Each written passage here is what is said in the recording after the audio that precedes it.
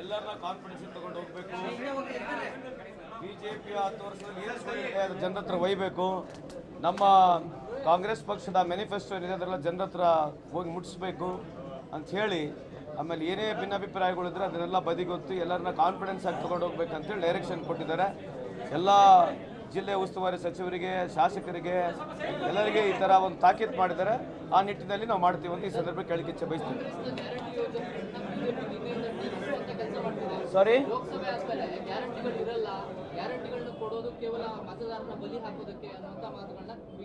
ಅದೇನು ಹೊಸದಲ್ಲ. If there is anything new, then we will discuss. Apart from that, anything else they have got, rather than criticizing us, they should be very confident of talking about their 10 years progress, rather than criticizing us. This has been very old tricks of BJP. 10 ವರ್ಷದಲ್ಲಿ ಅವ್ರು ಏನು ಮಾಡಿದ್ದಾರೆ ಅಂತ ಹೇಳೋದು ಬಿಟ್ಟು ಬರೀ ಇದನ್ನ controversy ಮಾತನಾಡ್ತಕ್ಕಂಥ ಕುಂದಿರಬಾರ್ದು ಅಂತ ನಿಮ್ಮ ಮುಖಾಂತರ ಹೇಳಿಕೆ ಇಚ್ಛೆ ಬಯಸ್ತೀವಿ. ನೋಡಿ, 38% ಲಾಸ್ಟ್ ಟೈಮ್ ಅವ್ರಿಗೇನು ವೋಟ್ ಶೇರ್ ಬಂದಿದೆ, 37 and odd. This time they will be less than 29% to 30%. They will not exceed more than 180 to 220 seats. It's ನನ್ನ ಅಭಿಪ್ರಾಯ. Definitely BJP is going to lose hands down. ಸ್ಟೇಟಲ್ಲಿ, ಸೆಂಟ್ರಲ್ಲಿ ಎರಡೂ. ಸ್ಟೇಟ್ನಲ್ಲಿ will be winning around about 20 seats ಅಂತ ನನ್ನ ಅಭಿಪ್ರಾಯ ಇದೆ ಅಂತ ಈ ಸಂದರ್ಭಕ್ಕೆ ಹೇಳಿಕೆ ಅಲ್ಲ, ನಮಗೆಲ್ಲನೂ ಲಾಭ ಇದೆ. So definitely what ever is going against BJP, definitely is ನಮಗೆ ಲಾಭ ಆಗುತ್ತೆ. ಪ್ರಹ್ಲಾದ್ ಜೋಶಿ ಅವ್ರನ್ನ, ಮೋದಿಯವ್ರನ್ನ ಸೋಲಿಸ್ತೀವಿ. ಪ್ರಹ್ಲಾದ್ ಜೋಶಿ ಅವ್ರನ್ನ ಸೋಲಿಸಲ್ಲ, ಮೋದಿಯವ್ರನ್ನೇ ಸೋಲಿಸ್ತೀವಿ. ಯಾಕಂದ್ರೆ ಯಾರು ಪ್ರಹ್ಲಾದ್ ಜೋಶಿ ಅವರು ಅವ್ರ ಹೆಸರ ಮೇಲೆ ಓಟ್ ಕೇಳ್ತಾ ಇಲ್ಲ, ಮೋದಿ ಹೆಸರ ಮೇಲೆ ಓಟ್ ಕೇಳ್ತಾ ಇದ್ದಾರೆ. ಮೋದಿಯವ್ರನ್ನೇ ಸೋಲಿಸ್ತೀವಿ. 20 ಸೀಟ್ ಗೆಲ್ತೀವಿ.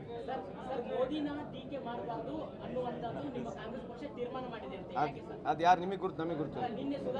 ಅದು ನನಗೆ ಗುರುತಲ್ಲ. ನಾವಂತೂ ಮೋದಿ ಅವರಿಗೆ ಟೀಕೆ ಮಾಡ್ತಾ ಇಲ್ಲ, ವೈಯಕ್ತಿಕವಾಗಿ ಪ್ರಶ್ನೆ ಮಾಡ್ತಾ ಇದ್ದೀವಿ. ಅಲ್ಲ, ವೈಯಕ್ತಿಕವಾಗಿ ಟೀಕೆ ಮಾಡ್ತಕ್ಕಂಥ ಅವಶ್ಯಕತೆ ಇಲ್ಲ. ಪ್ರೋಗ್ರಾಮ್ಸ್ ಬಗ್ಗೆ ಮಾತನಾಡಿದ್ರೆ ಎಲ್ಲಿ ಟೀಕೆ ಇದೆ?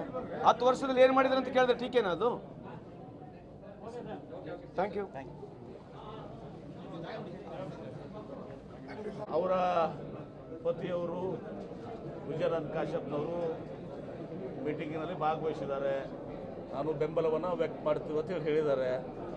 ಮತ್ತು ಅದನ್ನು ಕೂಡ ಅವ್ರು ಹೇಳಿದ್ದಾರೆ. ನಮ್ಮ ಮನೆಯವ್ರನ್ನೂ ಕೂಡ ಸ್ವಲ್ಪ ನೋವಿದೆ, ಸ್ವಲ್ಪ ಸಮಯ ತೆಗೆದುಕೊಳ್ತದೆ, ಅವರು ಕೂಡ ಸರಿ ಆಗ್ತಾರೆ ಅಂತೇಳಿ ವಿಜಯನಂದ್ ಅವರು ಈಗಾಗಲೇ ಹೇಳಿಕೆ ಕೊಟ್ಟಿದ್ದಾರೆ. ಮುಖ್ಯಮಂತ್ರಿಗಳು ಮತ್ತು KPCC ಅಧ್ಯಕ್ಷರು ನಿರಂತರವಾಗಿ ಅವ್ರ ಜೊತೆ ಸಂಪರ್ಕದಲ್ಲಿದ್ದಾರೆ, ಚರ್ಚೆ ಮಾಡ್ತಾ ಇದ್ದಾರೆ. ಸಭೆಯಲ್ಲಿ ಜನರಲ್ ಆಗಿ ಇವತ್ತೊಂದು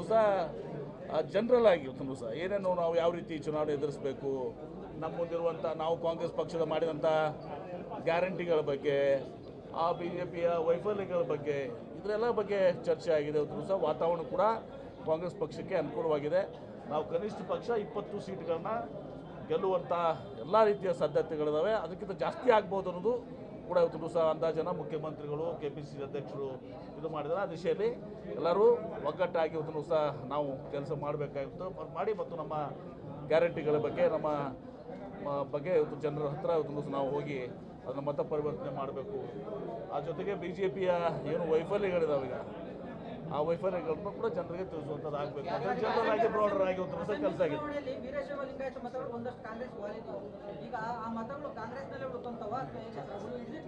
ಇನ್ನೂ ಹೆಚ್ಚಿಗೆ ಆಗ್ತವೆ.